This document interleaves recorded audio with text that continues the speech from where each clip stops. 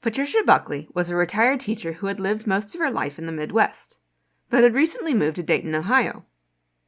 She shared a small one-bedroom apartment with her trusted companion of many years, a parrot named Mr. Gatsby.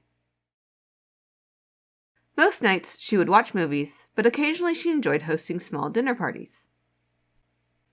One morning, as Patricia was cleaning her house, she suddenly felt very tired and dizzy, and as the day progressed, she felt more achy and developed a slight cough.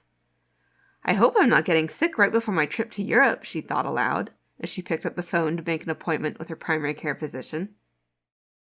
The next day, Patricia arrived for her appointment with her primary physician, Dr. Larson. The conversation was relaxed. Patricia said she was mostly worried about the fatigue. She explained, "I'm going to visit my daughter and my lovely grandson in Europe for the summer, and I'm pretty sure I won't be able to keep up with him or help around the house if I'm exhausted like this."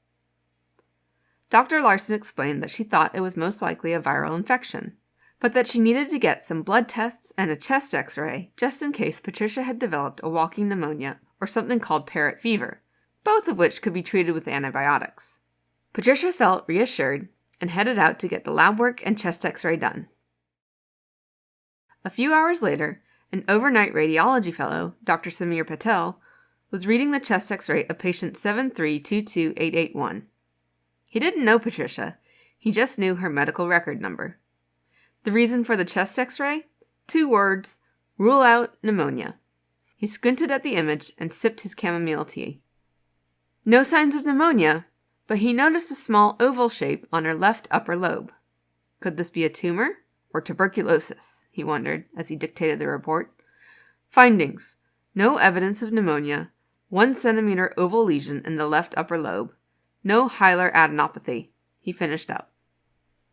He clicked over to review the next case.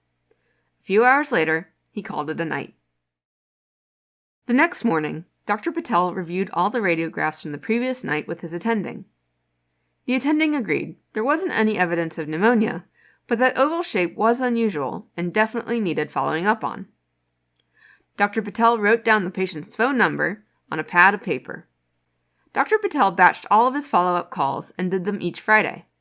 That Friday, when he called Patricia, nobody answered and he left a voicemail.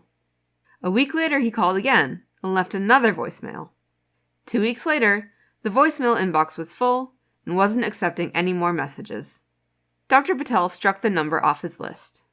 By that point, he could barely remember what the call was even about. What Dr. Patel didn't know was that Patricia was in Switzerland and wasn't getting her voicemails. Near the end of the summer, Patricia's health rapidly declined, so she flew back to the U.S. to stay with extended family. A few weeks later, Patricia passed away due to metastatic lung cancer. One afternoon, Dr. Patel received a letter stating that his hospital was being sued and that he was named in the lawsuit because he had done the initial dictation on the chest x-ray. Now, to rewind this back.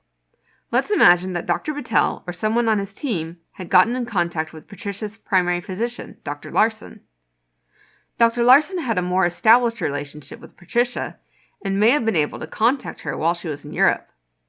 It's possible that Patricia could have had further studies done to work up this lung nodule, perhaps a CT or MRI. An earlier diagnosis might have given her a better shot at chemotherapy, and perhaps she wouldn't have died. The moral?